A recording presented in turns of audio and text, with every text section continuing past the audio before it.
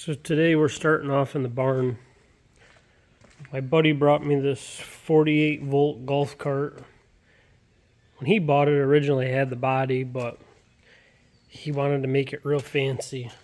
And it already had a lift kit, but he wasn't happy with it. So he bought all this. Full body in there. New roof, new suspension, I don't know, there's a ton of stuff. And I get the luxury of trying to figure it all out because I'm not the one that took this apart, he did. But I get to put it back together. So stay tuned. Alright, I got the golf cart back in the shop where it's air conditioned so I can breathe. And the customer always complained when he first got it that, you know, the lift kit wasn't all that big, and compared to the front, the back sagged. And here you can kind of see why. I've already done the other side. He got on the internet and they talked about how the springs were sagged out, and really that's how it's supposed to sit. And as you can see, that leaf spring's bent pretty bad too. Now I'm not sure if the original lift kit was just the lift block down there. I'm assuming it was. So now it's got the lift kit plus these heavy duty springs. Hopefully it sits pretty level. Let me get the other side in and get it off the jack so we can see. It's not too bad. You just take the tire off. I had an issue getting the front bolt out on the other side. I'm assuming I'm going to have the same issue this side. We'll see. If I don't, then I can leave the fender wall on.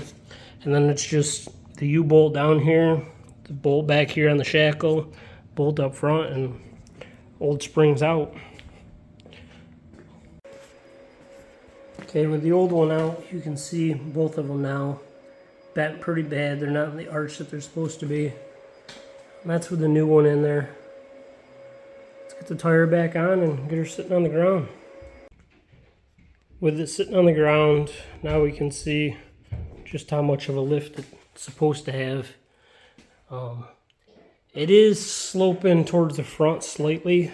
I'm not sure if these springs were designed with them lift or the lift blocks, excuse me.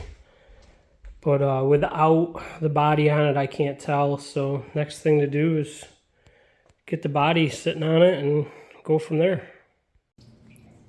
So I went to mock up the body to see where we were at. And I remembered that the customer wanted the rubber mat replaced with this one. It's a nice one, seems nice. But unfortunately it's super dirty underneath, so I've got my scrub brush on a drill and I've started there. I gotta continue this, so unfortunately it's gonna take a while to clean, and then it's gotta dry thoroughly before I can put some adhesive to it to stick the new rubber. But slowly coming along. So before you can go forward, you must go backwards. Like I said, I had to clean all that, wash it all up, got it all good. I've prepped the new pad with some 3M Super 77. Sprayed it on there. Also sprayed it on here. I'm getting ready to install it. I had to get the steering wheel off, one to put the new steering wheel on, but two to prep the new dash that's going to go on over there. And I had to take the body back off the rear because I want to get the carpet down before I worry about getting the rear back on. I have put the front bumper on and I mocked up the front grille. Everything seems to be fitting okay. So I'll get the floor pad down and go from there. Alright, I have the mat installed. That was miserable. I made the mistake by gluing up here and gluing the edge of the mat. I should have just left it, because getting it in that groove was not fun whatsoever. But it's in there. This mat doesn't really fit all that well. You can see it's nice and tight where it's supposed to be. and then it tapers, and there's this gap here. And then on the other side, does the same thing. It's nice and tight where it's supposed to be, and tapers, gap. And if I stuck it up far enough to get rid of this gap, then I would have had a huge gap back here, and I definitely didn't want that. So I don't know.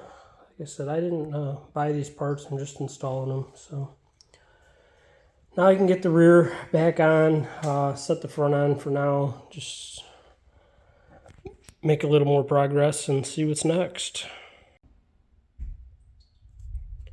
So I've made some progress. I didn't film really any of it because, to be honest with you, it was miserable. This back rack passenger unit is a nice flatbed that flips up into a seat.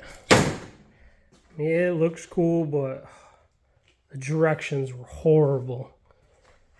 Didn't tell you where any of the certain nuts were supposed to go. I mean, there was different length nuts, different sizes that it said it was supposed to go didn't take. It was bad. But it's all mounted. Front's all mounted. I'm waiting on a new trim piece to get that looking nice. I can't mount the new dash, the new carbon fiber dash, until the trim piece comes in. Really, the only thing left I got to do besides that is the roof.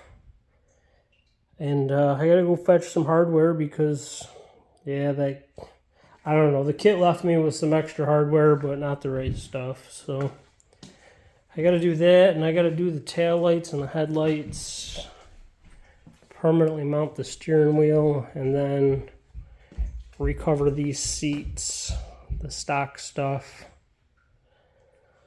Yeah.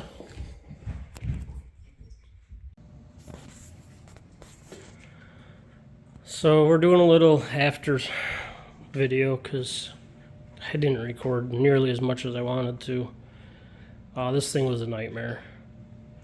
The seat didn't fit at all. I could have pulled some of the wrinkles out, but man, this back is so bad right here. There was no pulling that out. And once I found out this wasn't the right one, I just kind of lost interest and stuck this one on to make it look good for the deadline.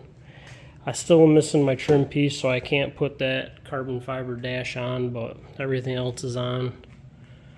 I'm still waiting on some rear struts because they were wrong also. So the roof's kind of just sitting there, but I mean, the back seats came out nice. See the diamond stitch, real nice. Bottom of it, real nice, matching. Yeah,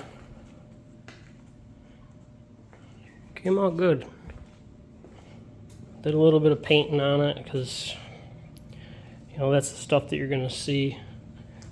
You're not gonna see this. I mean, that'll be covered up with the new dashboard. And then that overspray, this is just plastic. It's got to be peeled off. I'll let the guy take care of that owns this. I leave it on for reasons just like that, you know. I don't need to mask it off when there's plastic covering it. All this has still got the plastic on it. I just peeled it around where I had to bolt stuff down, because if you bolt something to that, it's almost impossible to get the plastic out from underneath it. Got the mat down. Yeah, just waiting on a few final pieces and we'll be done. Stick around.